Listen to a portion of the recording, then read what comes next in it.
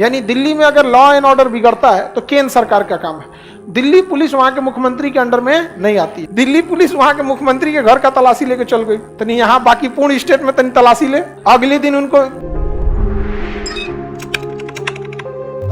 तो देखिए, union territory में शासन जो होता है वो डायरेक्ट केंद्र सरकार का होता है। पुलिस केंद्र सरकार के अधीन रहेगी, जितने बड़े काम होंगे केंद्र सरकार के अधीन होंगे। जैसे दिल्ली पुलिस दिल्ली सरकार के अंडर में नहीं है, यानी दिल्ली में अगर लॉ एंड ऑर्डर बिगड़ता है तो केंद्र सरकार का काम है। दिल्ली पुलिस वहां के मुख्यमंत्री के अंडर में नहीं आती है। कोई बड़ा काम करने जाएंगे तो मुख्यमंत्री के अंडर में नहीं आएगा। और वहां राज्यपाल ना बैठकर, देखिए एक तो राज्यपाल का पावर अपने कम होता है, ओ में से कम कर देता है उपराज्यपाल, बूढ़ फूफा, एक होता है फूफा जी, एक होता है बूढ़ा फूफा और एकदम पुराना। नहीं तो फूफा को अंडर एस्टिमेट मत कीजिएगा, दामाद था अपने समय का वो। देखिए समय एक समान कभी नहीं होता है। जब दामाद रहता है तो कितना आप लोग को तो हाँ फुल पावर में रहता है और उसके घर में बहुत इज्जत होती है। घर वालों को पता है पूरा तूफान यही रोक के रखा है। समझ में आया? तो उपराज्यपाल बैठता है कहां पे? केंद्र शासित, या फिर प्रशासक बैठेगा। जहां पर विधानसभा है वहां क्या बैठेगा? उपराज्यपाल। और जहां विधानसभा नहीं है वहां क्या बैठेगा? प्रशासक। ये डायरेक्ट बात सुनता है किसका? राष्ट्रपति का।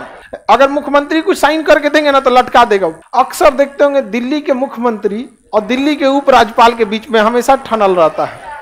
उपराज्यपाल को तो इलेक्शन से कोई मतलब नहीं है और मुख्यमंत्री को तो वोट मांगने जाना है। अब वो कोई काम की घोषणा कर देंगे कि हम सीसीटीवी कैमरा लगाएंगे और जब प्रस्ताव पास करेंगे तो रोक के रख देंगे। तो ये राजनीति में बड़ी उटपटांग होता है। वैसे ही केंद्र राज्य के बीच में अटकल रहता है कौन? राज्यपाल। तो केंद्र शासित प्रदेश में डायरेक्ट कंट्रोल किसके पास होता है? केंद्र सरकार के पास। उसकी विधानसभा के पास सीमित पावर होता है, जबकि पूर्ण राज्य के पास विधानसभा के पास बहुत पावर होता है। राज्यपाल बहुत हद तक हस्तक्षेप नहीं कर पाते हैं, लेकिन उसमें बहुत हद पूरा पुलिस किसके अंडर में? केंद्र सरकार के अंदर में। समझ में आ गया कि नहीं? हमारे यहाँ आपातकाल लगने के बाद राज्यपाल जितना पावरफुल होता है उतना यूनियन टेरिटरी में बिना आपातकाल राज्यपाल उतना पावरफुल होता है। तो यूनियन टेरिटरी में मुख्यमंत्री बस इसलिए रखा जाता है कि जनता की जरूरतों को वो डायरेक्टली सुन सके, बाकी और कोई खास मतलब नहीं है। यूनियन टेरिटरी बनाने के पीछे कई मकसद है, लेकिन यूनियन टेरिटरी में प्रशासन डीएम डायरेक्ट किसको रिपोर्ट करेंगे? उपराज्यपाल को। एसपी उपराज्यपाल, कर्मचारी डायरेक्ट वहां करेंगे।